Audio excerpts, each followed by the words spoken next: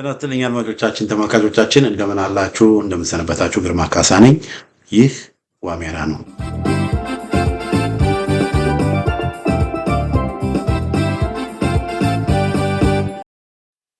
በዛሬው ዝግጅት እንግዲህ በትግራይ ዙሪያ ላይ በህዋት ዙሪያ ላይ አንድ ቅርብርሽ የምትቻለው በተለይም ፕሮግራም የትግራይ ወገኖች ወዳጆች ጓደኞች ካሏችሁ ይሄንን መልእክት ሼር እንድታደርጉ በአክብሮት ተጠይቃለሁ። በጣም መሰማት ያለበት መደመጥ ያለበት መልእክት ነው ይዤ የመጣሁት። በጣም በመረጃ ላይ የተደገፈ በጣም ወሳኝ የሆነ መረጃዎች ነው ይዤ የመጣሁት እና ለትግራይ ወንድሞች የምታውቋቸው በሙሉ ይሄንን ፕሮግራም ላኩላቸው።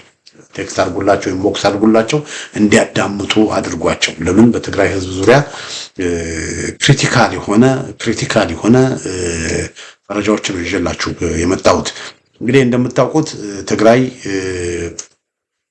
በትግራይ ችግር ነው ያለው። ያው በማንኛውም ጊዜ ጦርነት ሊደረጋል የሚል ፍርሃት አለ በአንዳንዶች እና ይሄ የሚደረገው ጦርነት ውጤት ያመጣል ወይ ህዋቶች ሊያሸንፉ ይችላሉ የሚለውን ወደ በኋላ እናየዋለን።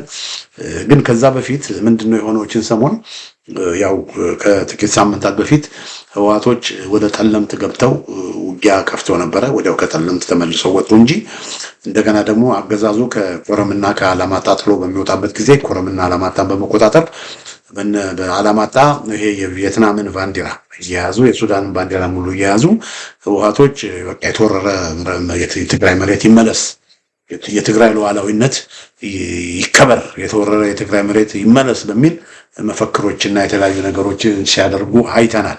እንግዲህ የትግራይ ሉዓላዊነት ይከበር የሚሉት እንግዲህ እነ ወልቃይት ጠገዴ፣ ካፍታ ሁመራ፣ ጠለምት፣ ራያ ወደ ትግራይ ክልል ይጠቃለል እያሉ ነው እና ያ ማይሆን ከሆነ ወደ ትግራይ ክልል የማይጠቃለል ከሆነ ወደ ጦርነት እንሄዳለን እያሉ የህወሓት ሰዎች እና እንግዲህ በዚህ ዙሪያ ላይ ነው ይሄንን ነገር ክሪቲካሊ ሲሪየስሊ ማሰብና ጥያቄዎችን መጠየቅ ያስፈልጋል ብዬ ነው የምለው። የአብይ አህመድ መንግስት ያው ጢምቢ እየተጫወተ ነው እነ ወልቃይት ጠገዴና ህወሓቶች ላይ ጢምቢ እየተጫወተባቸው ነው። እነ ኮሎኔል ደመቀ አስሯቸው እግርና እግራቸውን አስሮ የወልቃይት ጉዳይ እልባት እንዳያገኝ አስሮ ፍርፋሪ ወረወራላቸውና ምርጫ በትግራይ ክልል ውስጥ አይደረግም፣ በአማራ ክልል ውስጥም አይደረግም፣ ግን ለፌደራል እንትን ግን መወዳደር ትችላላችሁ ብሎ ያው ፈቀደላችሁ ማለት ነው። ምርጫ ቦርዱን ተጠቅሞ መጀመሪያ ምርጫ ቦርዱን ተጠቅሞ ህወሓቶችን አስደሰተ። ምርጫው የሚደረገው በትግራይ ክልል ስር ነው በሚል ምርጫ ቦርድ መግለጫ እንዲያወጣ አደረገ። ከዛ ደግሞ ያንን ካደረገ በኋላ ደግሞ እንደገና ደግሞ እነ ጌታቸው ረዳ ውስጣቸው እነ ስታሊን ገብረስላሴ እነ ደብረጽዮን ውስጣቸው ደስ አላቸው። ይቀንል አብይ አሉ። እግዚአብሔር ይስጥ አብይ፣ እናመሰግናለን አብይ አሉ። ደስ አላቸው። ኦሮሞዎች፣ የኦሮሞ ብልጽግናዎች እናንተ እኮ የኛ ናችሁ ብሎ በጣም ተደሰቱ። ከዛ ትንሽ ቆይቶ ደግሞ እነ ኮሎኔል ደመቀ ተንጫጩ። እነ ኮሎኔል ደመቀ አሸተ ደምሌ ደግሞ ተንጫጩ። እነሱ ሲንጫጩ ደግሞ አብይ ደግሞ ትንሽ ቆየና ደግሞ በዚህ በኩል እነ አገኘው ተሻገርን አንቀሳቀሰና በሉ እና አገኘው ተሻገር ይችን ደግሞ አድርጎ አለ እና አገኘው ተሻገር ደግሞ በትግራይ ክልል ውስጥ ምርጫ በትግራይ ውስጥ ሆኖ ምርጫ መደረግ የለበትም፣ በቃ በአማራ ክልል ውስጥም አይደረግም፣ ግን በቃ እንደ በፌደራል ውስጥ ሆኖ በህዝባዊ ለተወካዮች ምክር ቤት ተጠሪ ሆኖ እንደ ፌደራል እንደ ድሬዳዋ ምናምን በወልቃይት ምርጫ ይደረግ፣ በወልቃይት በራያ በጠለምት ምርጫ ይደረግ የሚል ትዕዛዝ ለምርጫ ቦርድ ሰጠ። ምርጫ ቦርድ ደግሞ በፌዴሬሽን ምክር ቤት ደብዳቤ መሰረት ይሄው ብሎ ደግሞ አወጡ። ከዛ ደግሞ የትግራይ ወገኖች ደግሞ እነ ጌታቸው ረዳ እነ ሳልሳይ ወያኔ እነ ባይቶና ምናምን ውጭ ያለውም እነ አሉላ እነ ስታሊን በሙሉ ተንጫጩ። በቃ የትግራይ ሉዓላዊ መሬት ተወረረ ምናምን ተንጫጩ። በቃ ወደ ጦርነት ልንሄድ ነው፣ ወደ ጦርነት ነው በቃ መፍትሄው ምናምን አሉ። ከዛ ደግሞ እነሱ ሲንጫጩ ደግሞ አብይ አህመድ እንደገና ጌታቸውን ለምን ፍርድ ቤት ሄዳ አትከስም ይለዋል። ፍርድ ቤት ሄደ ክሰስ። ከዛ ጌታቸው ፍርድ ቤት ይከሳል። ፍርድ ቤት ሲከስ ፍርድ ቤት ደግሞ የምርጫ ቦርዱን ውሳኔ አግጃል ብሎ ደግሞ ደብዳቤ ይሰጣል። በቃ አያችሁ ድራማ በቃ ይቅርታ ድራማ በቃ በዚህና በዛ እያደረገ በቃ ይጫወትባቸዋል። እነ ኮሎኔል ደመቀን ብቻ አሁን ደግሞ እነ ኮሎኔል ደመቀን ሞተና ምርጫ በቃ ፍርድ ቤት ሄዶ ደግሞ ፍርድ ቤቱ ደግሞ አንድ ነገር ከወሰነ እንዲህ እያለ በቃ አንዴ ከፍ አንዴ ከፍ አንዴ ዝቅ እያደረገ እነ ጌታቸውንና ህወሓቶችንና እነ ኮሎኔል ደመቀን ሰሜናውያንን ማለት ነው አንዴ ከፍ አንዴ ዝቅ አንዴ ከፍ እያደረገ የተጫወተባቸዋል። እና በዚህ መሃል እንግዲህ ህወሓቶች ያው በጉልበት ወልቃይትን እናስለቅቃለን እያሉ እየዛቱ ነው። አድማጮቻችን፣ ተመልካቾቻችን ግን ከዛ በፊት አንድ እዚህ ጋር ይችል ላሳያችሁ። ይሄ ስታሊን ገብረስላሴ የጠመረው ነው እና ስታሊን ገብረስላሴ ምንድነው ትርጉሙን ነው የምነግራችሁ።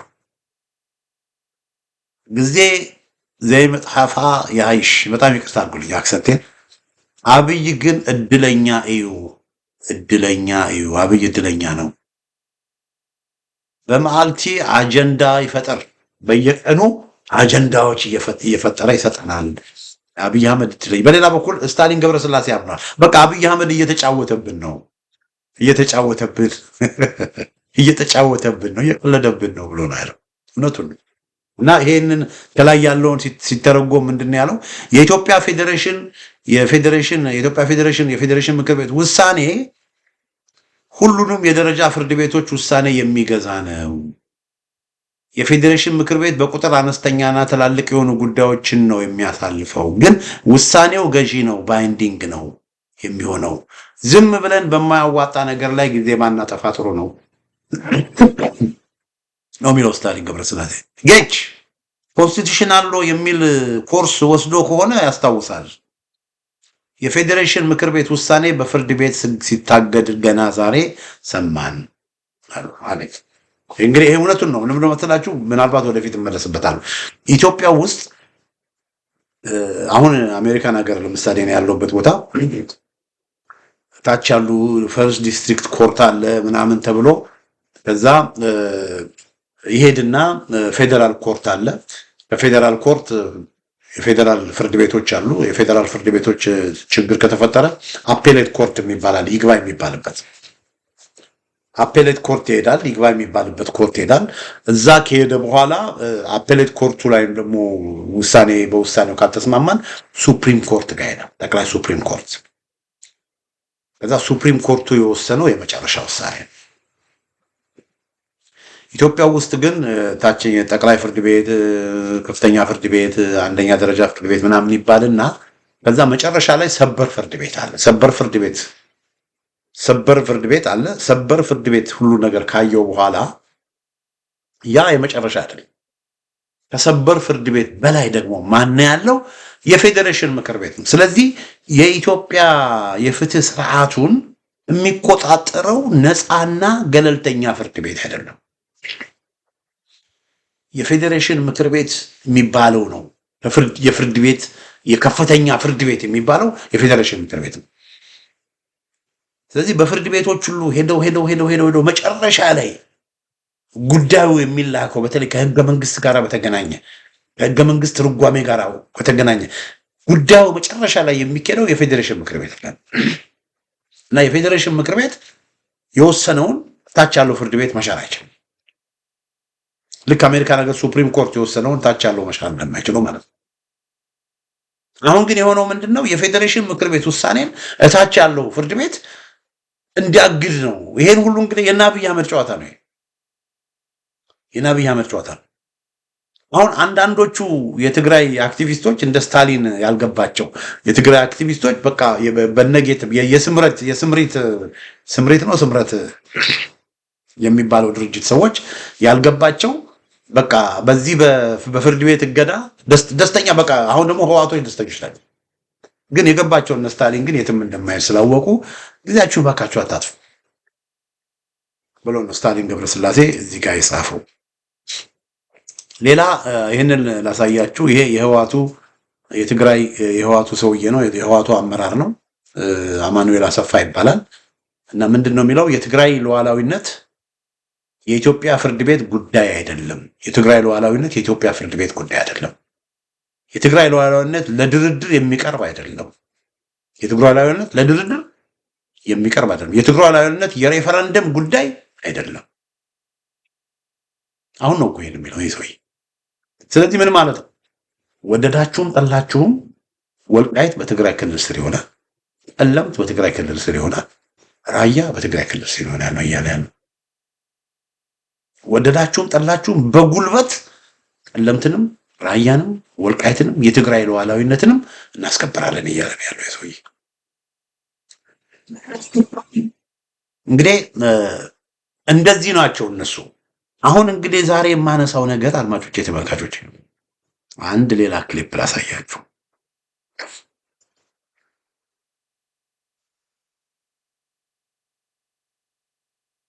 ይሄን አሳያችኋለሁ። እንግዲህ የትግራይ ክልል ከ21 ዓመት በፊት ወደ 4 ሚሊዮን አካባቢ ነበር። የኢትዮጵያ ሕዝብ ወደ 75 ነው 73 ነው 76 ሚሊዮን የነበረ ጊዜ 75 ነው 76 ሚሊዮን የነበረ ጊዜ የትግራይ ክልል ሕዝብ ወደ 4 ሚሊዮን አካባቢ ነበር።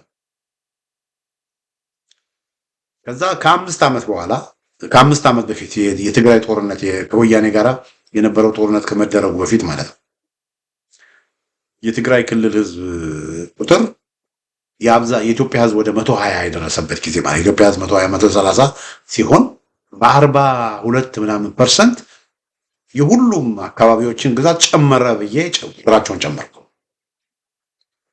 ስለዚህ የኢትዮጵያ ሕዝብ ከ70 ምናምን ሚሊዮን ወደ ከ76 ሚሊዮን ወደ 110 ወደ 120 ከወጣ የትግራይ ሕዝብ ደግሞ ከ4 ሚሊዮን ያንኑ ፐርሰንቴጅ ተጠቅሜ ወደ 7 ሚሊዮን ይወጣል ማለት ነው። ያዛችሁልኝ 7 ሚሊዮን ደረሰ። ከዛ የወልቃይት ራያ ጠለምት ሕዝብን ደግሞ ስንወስድ 1.2 ሚሊዮን ነው። የወልቃይት ጠለምት ራያ 1.2 ሚሊዮን ነው። ስለዚህ የተቀረው ፕሮፐር ትግራይ ሕዝብ 7 ሚሊዮን ሲቀነስ 1.2 ሚሊዮን ይሆናል ማለት ነው። ወደ 5.8 ሚሊዮን ይሆናል ማለት ነው። ከዛ ምንድነው ከጦርነቱ በፊት በተለይ ከ21 ዓመት ጀምሮ ጦርነቱ እስኪጀምር ድረስ ለ10 ምናምን ዓመት የህዝብ ቆጠራው ያን ሲደረግ የነበሩ የትግራይ ሰዎች በሌላው ክፍል የሚኖሩ የትግራይ ሰዎችን ቁጥር ወሰድኩኝ። እነሱንም በ40 በምናምን ዓመት ያድጋሉ ብዬ ካልኩሌት አደረኩ፣ ደመርኩ፣ አባዛው፣ ያንን ቁጥር ያዝኩ። ከዛ አንድ ወቅት የትግራይ ብልጽግና የሚባለው ንግግር ሲያደርግ ምናሉ ወደ 1.5 ሚሊዮን ተጋሩ ከትግራይ ክልሎች ይኖራሉ የሚል ሲናገሩ ሰምቻለሁ። እንግዲያውስ 1.5 ሚሊዮን ተጋሩ የሚኖሩ ከሆነ በፊት የነበሩ ተጋሩን ቆጥሬ ወደ 800,000 የሚሆኑ ተጋሩ ከትግራይ ክልል ወደ ተቀረው ኢትዮጵያ ክልል ፈልሰዋል፣ ማይግሬት አድርገዋል ማለት ነው። ስለዚህ ወደ 800,000 የሚሆኑ ምን ሆነዋል? ማይግሬት አድርገዋል በትግራይ ክልል። ስለዚህ ወልቃይት ራያ ጠለምት የሚኖሩትን 1.2 ሚሊዮን ማይግሬት ያደረጉትን ደግሞ የፈለሱትን ወደ ሌላው አካባቢ የሚኖሩትን ደግሞ 800,000 በምንወስድበት ጊዜ ወደ 2 ሚሊዮን ቀንሱበት። ከ7 ሚሊዮን 2 ሚሊዮን ስትቀንሱ በትግራይ ያለው ጦርነቱ ሲደረግ ፕሮፐር ትግራይ ከተከዜ በስተሰሜንና በስተ ምስራቅ የሚኖረው የትግራይ እንደገና ነው ከራያ ከኮረም በላይ የሚኖረው የትግራይ ማህበረሰብ 5 ሚሊዮን ነው የነበረው ማለት ነው። እነሱ አሁን ቁጥራችን 14 ሚሊዮን ነው ይላል። ውሸት። በጣም 5 ሚሊዮን ነው የነበረው። ከ5 ሚሊዮኑ አድማጮቻችን፣ ተመልካቾቻችን ከ600,000 እስከ 1 ሚሊዮን ተጋሩ አልቋል በጦርነቱ። በጦርነት ብቻ አይደለም፣ በጦርነት ያለቀው፣ በመድኃኒት እጦት ያለቀው፣ የኤችአይቪ ስኳር በሽታ፣ ደም ግፊት፣ እነዚህ ሶስቱ በተለይ ቁልፍ እንትኖች እነዚህን ከማጣት የተነሳ እንደዚሁም ደግሞ ሆስፒታሎች በሚሄዱበት ጊዜ አገዛዙ የአብይ አህመድ አገዛዝ መብራት ቆጥሮ ሆስፒታሎች ራሳቸው በቃ መብራት ስለሌለ ኦፕሬሽን ሁሉ ማድረግ የማይችሉበት ሁኔታ ስለነበር በጣም አሰቃቂ የሆነ ጭፍጨፋ ነው የተፈጸመው በትግራይ በሰላማዊ ዜጎች ላይ የደረሰ ጭፍጨፋ። እኔ አንድ ታሪክ ልንገራችሁ። ትግራይ ውስጥ የሆነ አንድ መንደር ነው። እዛ መንደር መከላከያ ወደዛ አካባቢ ሲመጣ በራቸውን ዘጉ። በራቸው እዚህ ውጡ ብሎ መከላከያ ኢንዲስክሪሚኔትሊ መትረየስ መተኮስ ጀመሩ። ሲተኩሱ አንድ በር ላይ በሩ ተከፍቶ አንድ አባት ወጡ። ልጅ ይዘዋል። ከውጭ የተተኮሰው ይሄን ልጃቸውን የ3 የ4 ዓመት ልጅ ገሎታል፣ ሞቷል። ልጄን እኮ ገደላችሁብኛል። አባትየውን ገደሏቸው። መከላከያ ብሎ የሚባል አሁን እነ ጌታቸው ረዳ ለመናገር የማይፈልጉት እንዲህ አይነት ወንጀሎች በመከላከያ ተፈጽመዋል። ልጄን እኮ ገደላችሁብኝ። አባትና ልጅ ገደሉ። ከዛ በኋላ በቃ ህዝቡን አሸብረው ሄዱ። ከዛ እዛ ቤት ውስጥ የ15 ዓመት ልጅ ነበረ፣ ሌላ ልጅ፣ እናቱም አለች። ያ ልጅ ነገ ደግሞ ከመጡ እኔንም አንቺንም ይገላሉ፣ እዚህ ሆኜ አንቺ እያየሽኝ ከመሞት ብሎ ቲዲኤፍን እነ ደብረ ጽዮንን ተቀላቀል። ከዛ የፕሪቶሪያ ስምምነት ከተፈረመ በኋላ መርዶ ሲነገር እቺ ሴትዮ የዚህኛዋ ልጇ መሞትንም ይነገራታል፣ እንደሞተ ይነገራታል። ሮንቀረች። ሌላም አንድ የሰማሁት አንዲት እናት 4 ልጆቿ ሞተዋል። ብዙ ታሪክ ነው ያለው። ስለዚህ በዚህ በጦርነቱ ምክንያት ብዙ ሰው ነው ያለቀው። ሌላ አንድ እንትን ላሳያችሁ። ይሄ እዚህ ጋር የምታዩት ይሄ ውጭ ሀገር የሚኖር የትግራይ ልጅ ነው።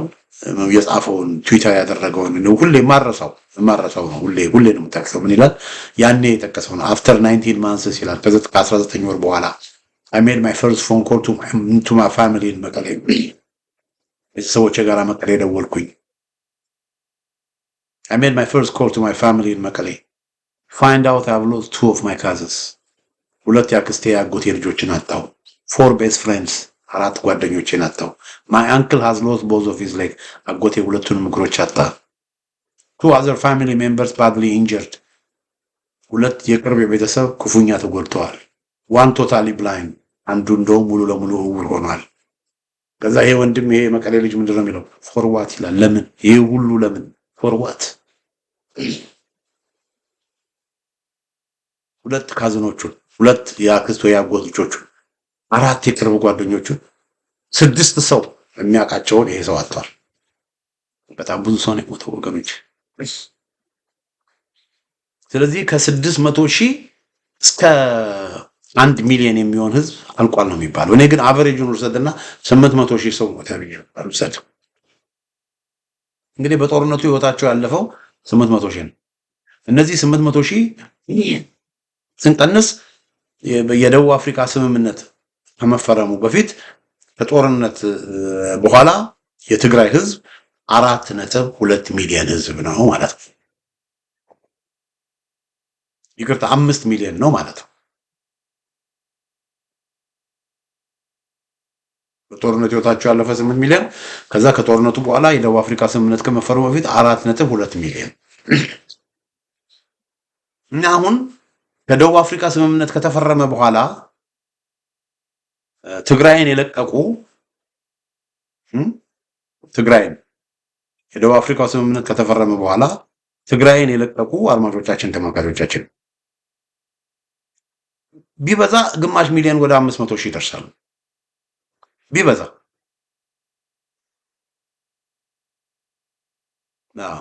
ቢበዛ ወደ 500,000 ይደርሳሉ።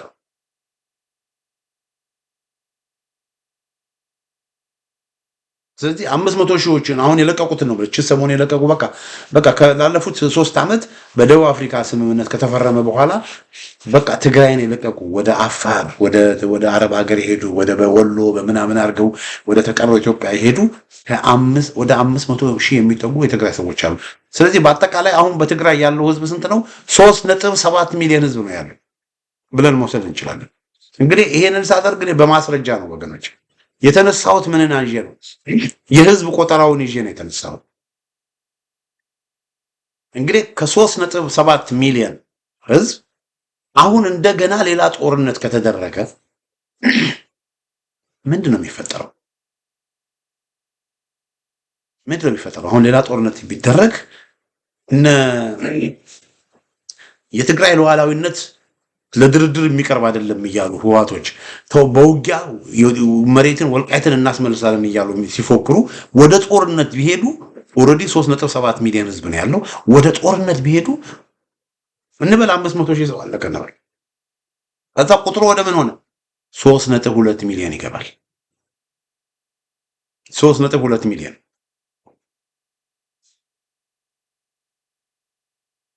እና እየጠፋ እየተበተነ ያለው የትግራይ ማህበረሰብ ነው።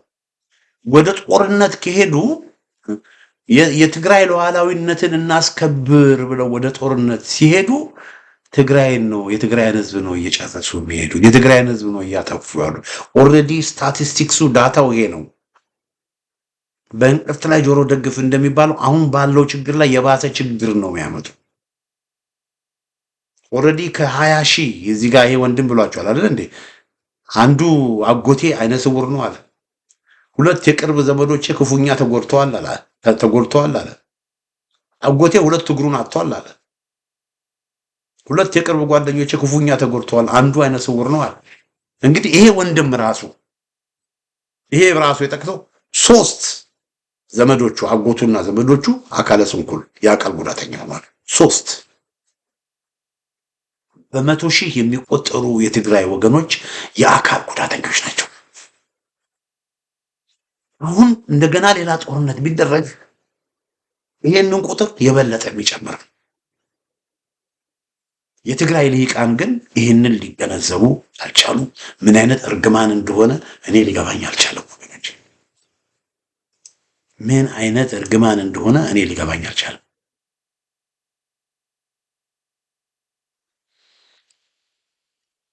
የትግራይ ሉዓላዊ የኢትዮጵያ ፍርድ ቤት ጉዳይ አይደለም። የትግራይ ሉዓላዊነትን ለድርድር የሚቀርብ አይደለም። የትግራይ ሉዓላዊነት የሬፈረንደም ጉዳይ አይደለም ይላል። እንግዲህ እና አቶ አማኑኤል አሰፋ ወደ ጦርነት የሚሄዱ ከሆነ ይህንን አስበውታል ወይ? ጦርነት የሚያደርጉት ለማን? ለነሱ እዛ ወልቃይት አካባቢ ያሉ እርሻዎቻቸውን፣ ወልቃይት አካባቢ ያሉ ኢንቨስትመንቶቻቸውን ለመያዝ ነው እንዴ? ነው ወይስ ለትግራይ ህዝብ? ለትግራይ ህዝብ ከሆነ ይኸው ቁጥሩ እየጠፋ እያለቀ ከ6 ከ7 ሚሊዮን ወደ 3 ሚሊዮን እየወረደ አሁን ያለውም እኮ ጥሎ እየወጣ እኮ ነው። ተገዶ እና አቶ አማኑኤል አስረውት አትወጣም እያሉ እንጂ አሁን ትግራይ ውስጥ ያለው ወጣት በሙሉ ትግራይን ጥሎ መውጣት ነው የሚፈልገው። they don't care about ወልቃይት። የመቀሌ ወጣት ሌተሎን ወልቃይት they even don't care about መቀሌ ወገኖች። የአክሱም ወጣት ሌተሎን ወልቃይት ሌተሎን ዳንሻ they don't care about አክሱም። እንኳን ስለ ወልቃይት ሊያስቡ እንኳን ስለ ራያ ሊያስቡ አድዋ ያሉት፣ ውቅሮ ያሉት፣ አዲግራ ያሉት፣ አቢያዲ ያሉት፣ ዙፋን ያሉት፣ እንጥጮ ያሉት፣ ሐውዜን ያሉት፣ አጽቢ ያሉት፣ መሆኔ ያሉት፣ ህዋኔ ያሉት ወገኖች፣ እንደርታ ያሉት፣ ዋጀራት ያሉት፣ መቀሌ ያሉት፣ እነዚህ በሙሉ በፕሮፐር ትግራይ ያሉት ወጣቶች they don't care about ወልቃይት። they don't care በሙሉ እና አቶ አማኑኤል አሰፋ ይዘዋቸው እንጂ በሙሉ ጥለው መውጣት ነው። እሺ ጦርነት ያድርጉ። የትግራይ ሉዓላዊነት ብሎ ነገር የለም ብያቸዋለሁ። እሺ ወያኔ በጦርነት አያሸንፍም የሚለውን አታሸንፍም የሚለውን በማስረጃ ላይ እሺ ጦርነት አደረጉ። አተራጠል አድርጊ። ጦርነት በሚያደርጉበት ጊዜ ህዝብ ይደግፋቸዋል። ህዝብ ያደግፋቸው። ህዝብ ያልደገፈውን ጦርነት ማሸነፍ ይችላል ወይ? ማሸነፍ አይችልም። ያኔ እነሱ አብይ አህመድ እንደ ዱቄት ተበትኗል ብሎ የነበረ ጊዜ ያኔ እኮ ከሞቱበት ተነስተው አፈር ልሰው እኮ ያሸነፉት ህዝብ ስለደገፋቸው። ህዝብ የደገፋቸው ደግሞ እና አብይ አህመድና ሻቢያዎች በፈጸሙት ህዝብ ስለተማረረ ወደ ቲዲኤፍ ገባ። ቅድም እንዳልኳችሁ የ15 ዓመት ልጅ እናቱ አባቱንና ወንድሙ ሲገሉበት እኔንም ነገ ይገሉኛል ብሎ እንደሄደው ማለት ነው። ህዝብ ድጋፍ ሲያገኙ የህዝብ ድጋፍ ደጀን ሆናቸው በህዝብ ድጋፍ ምክንያት የአብይን አህመድና ኤርትራውያንን መተው ትግራይን እንደገና መልሰው ተቆጣጠሩ። ከዛ በኋላ አዲስ አበባ እንገባለን ብለው ወጣቱን መርዘውት ትግራይ ትስዕር ብለው ደብረ ሲና ድረስ ደረሱ።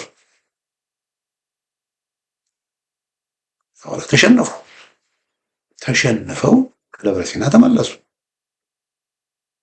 ጎንደርንና ደብረ ብርሃንን ጎንደርና ባህር ዳርን እንይዛለን ብለው በጎንደርና ባህር ዳርን እንይዛለን ብለው አድማጮቻችን ተመልካቾቻችን ካርታውን ይዤ በመጣ በጣም አሪፍ ነበር።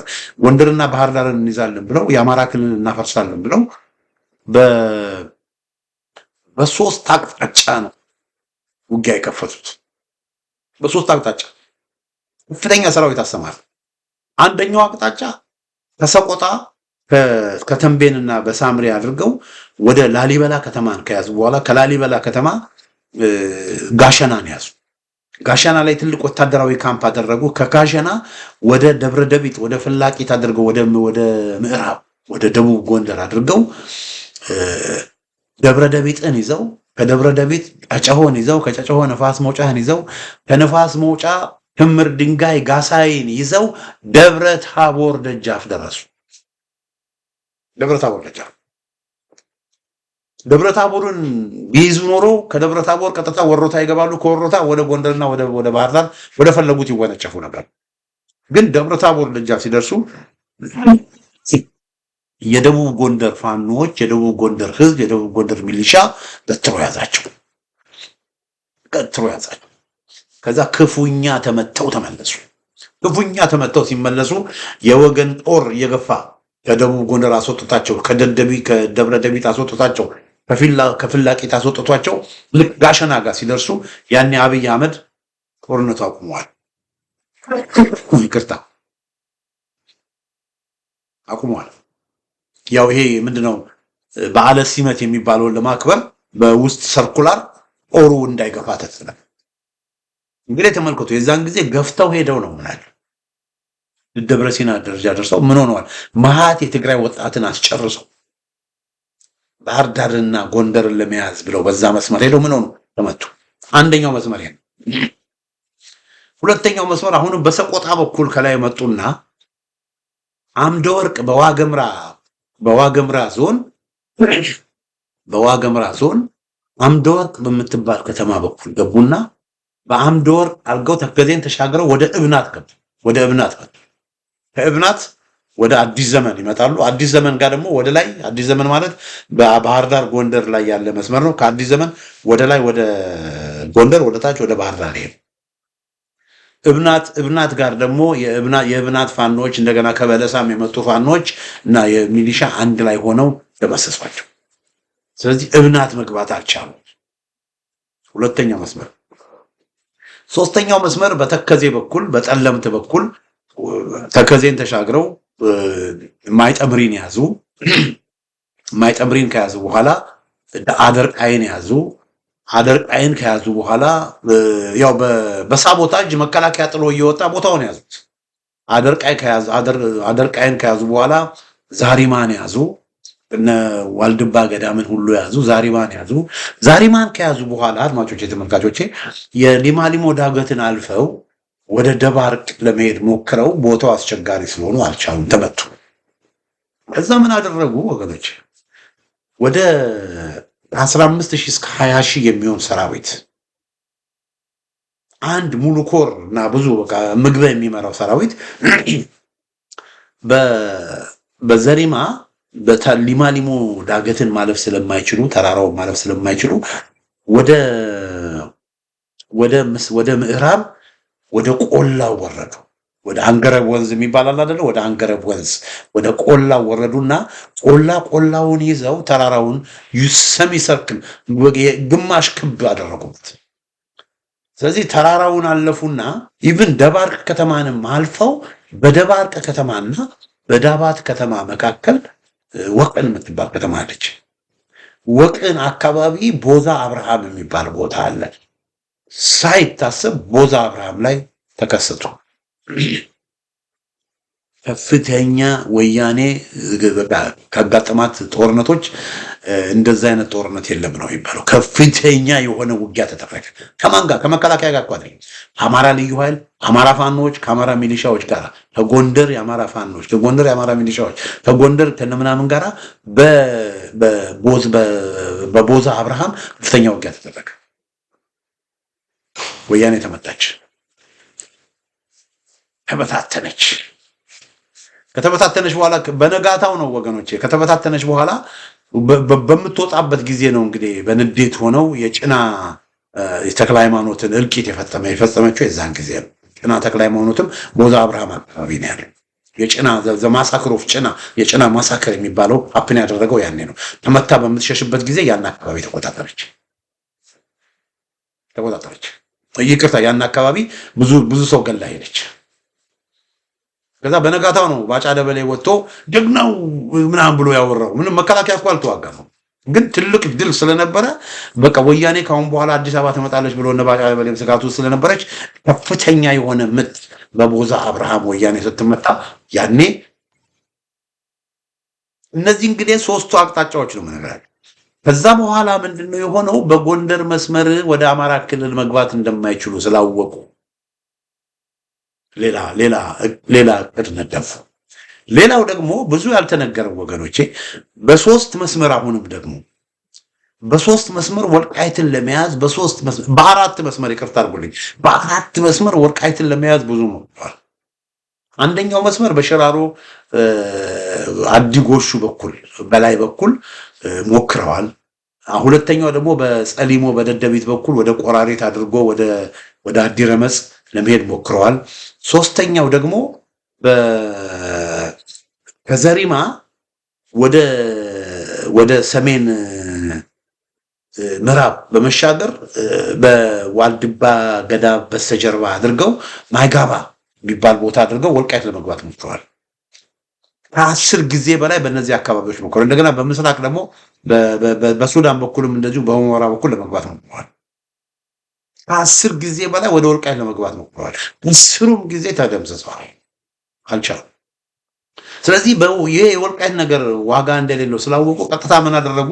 ቆላማውን የወሎ ግዛት በመያዝ እነ ኮምቦልቻን እነ ደሴን ምናምን በመያዝ ወደ አዲስ አበባ ሄዱ። ወደ አዲስ አበባ ከሄዱ በኋላ ደግሞ አዲስ አበባ ደጃፍ ሲደርሱ የሸዋ ፋኖች ሰላ ድንጋይ አካባቢ መቷቸው። ከዛ ሲመቱ ተመለሱ ማለት ነው።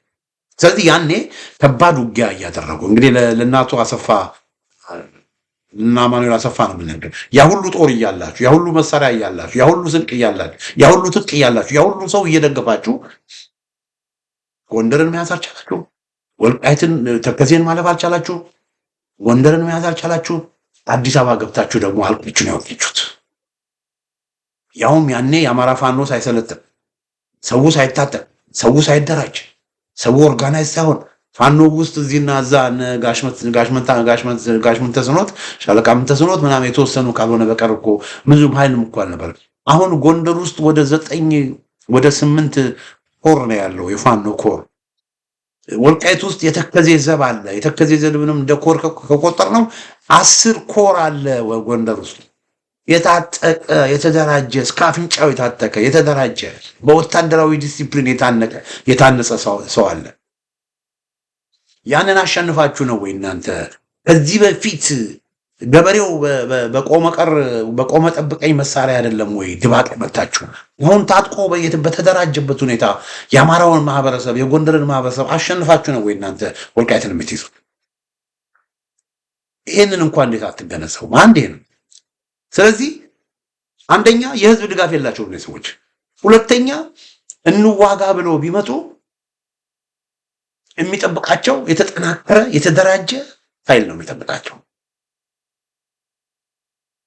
አሸንፉ። ሶስተኛ ደግሞ አሁን ባለፉት በርካታ የትግራይ ወጣቶች ጥለው እየሄዱ ነው፣ መዋጋት አይፈልጉም። አሁን በቀደም ዕለት በጠለምትም ራሱ ወረራ በሚፈጽሙበት ጊዜ አርሚ ገሌ በቃ ተሰወሩ፣ ጠፉ። ስምሪት ሲሰጧቸው ያን አጋጣሚ ተጠቅመው የትግራይ ልጆች አንዋጋም ብለው ጥለው ሄዳሉ።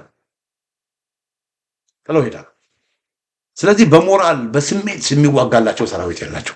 በሞራል በስሜት የሚዋጋላቸው ሰራዊት እንደውም ጥም ቢኖረው እነሱ ላይ ሊተኩስ የሚችል ሰራዊት ነው ያላቸው። ስለዚህ መዋጋት የማይፈልግ ሰራዊት ይዘው በዛ ሳይድ ያለው ኃይል ደግሞ በጣም የተጠናከረ ሆኖ ሶስተኛ ደግሞ የህዝብ ድጋፍ ሳይኖራቸው አራተኛ ሎጂስቲክ ስኬት ነው የሚያመጡት። ሎጂስቲክ እኮ ያስፈልጋል፣ ስንቅ እኮ ያስፈልጋል፣ ፕሮቪዥን እኮ ያስፈልጋል። እሱን ስኬት ነው የሚያመጡት። አምስተኛ በፊት የዓለም አቀፍ ማህበረሰብ ድጋፍ ነበራቸው። አሁን የዓለም አቀፍ ማህበረሰብ ድጋፍ የላቸውም፣ ተከፋፍለዋል። በዚህ ሁኔታ በጉልበት ጦርነት እናደርግ ቢሉ አያሸንፉ። ስለዚህ ለማያሸንፉት ጦርነት የትግራይ ወጣትን ለምንድን ነው የሚያስጨርሱት? ለምንድን ነው የትግራይን ማህበረሰብ እንደገና ለችግርና ለመከራ የሚዳርጉት? የትግራይ ማህበረሰብ ቁጥሩ አልነገርኳችሁ። አሁን በትግራይ ያለው ህዝብ 3.7 ሚሊዮን ገደማ ነው፣ በግምት ነው የምነግራችሁ። በዚህ ላይ እንደገና 500,000 ሰው እንደገና ካለቀ በዚህ በጦርነቱ ውስጥ በሚቀጥሉበት ጊዜ ደግሞ ብዙ ነገር ንግድም ብዙ ነገርም ይስተጓጎላል። ትግራይን ማጥፋት አይደለም ወይ?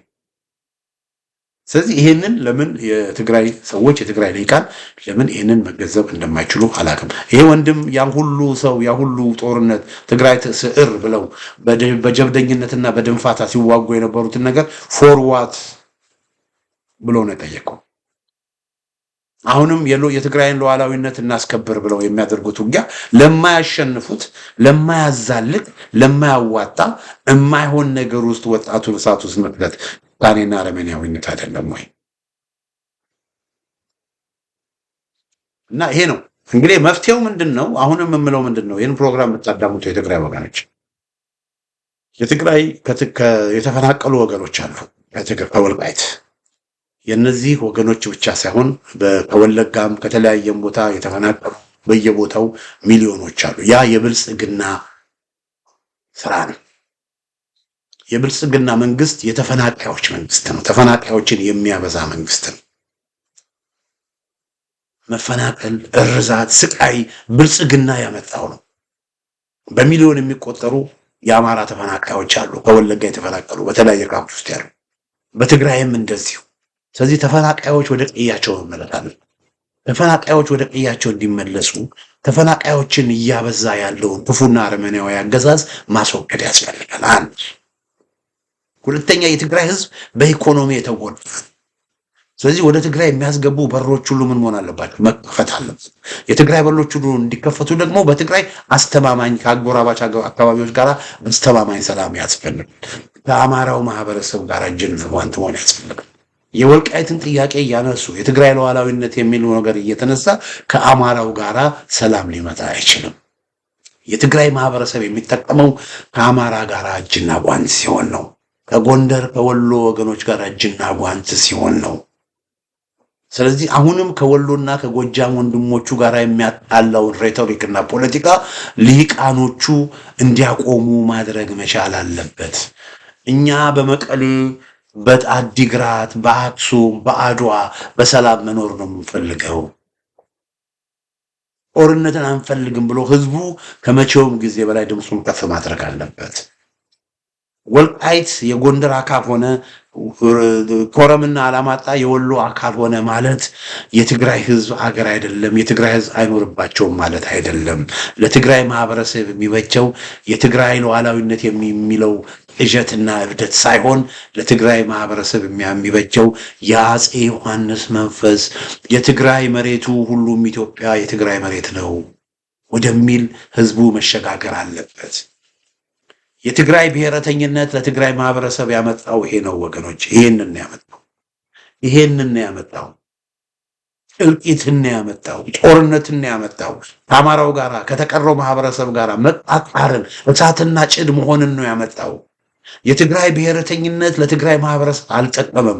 የትግራይ ብሔረተኝነት የትግራይ ማህበረሰብን እንጦሮሮስ ውስጥ ነው የከተተው። ይሄ ነው የትግራይ ብሔረተኝነት ውጤት ይሄ ነው። አሁንም የትግራይ ብሔረተኝነትን እያራመዱ የትግራይ ሉዓላዊነት እያሉ የሚፎክሩ ሰዎች የበለጠ እልቂት በትግራይ ወገኖች ላይ ያመጡ ናቸው። የትግራይ ማህበርን እያጠፉ የትግራይ ማህበረሰብን እየበተኑ ናቸው።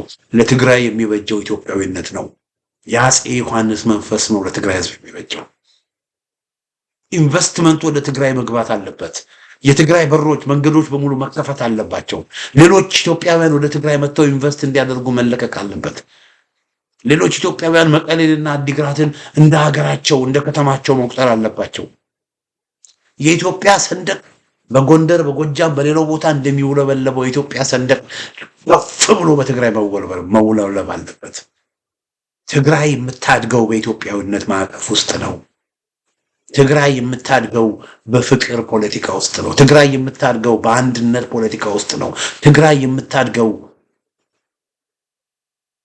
በመያያዝ ፖለቲካ ነው።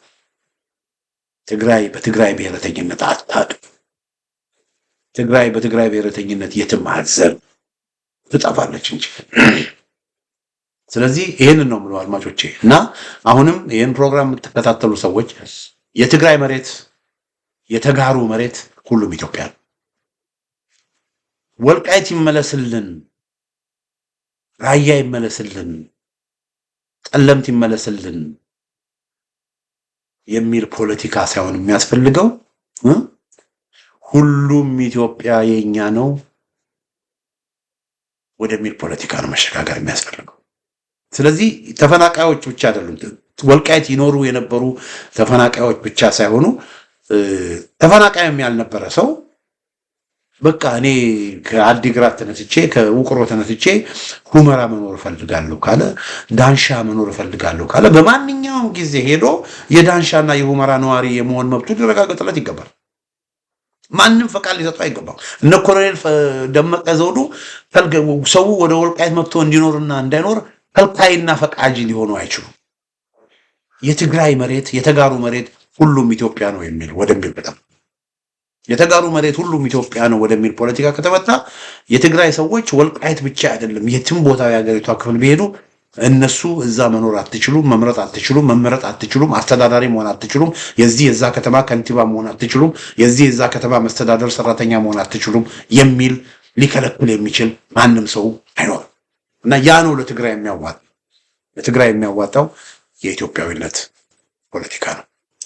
እንግዲህ አድማጮቼ ተመልካቾቼ ለዛሬ ያዘጋጀው ዝግጅት ይመስላል። በሌላ ጊዜ በተመሳሳይ ፕሮግራም እስከምንገናኝ ደህና ሁኑ።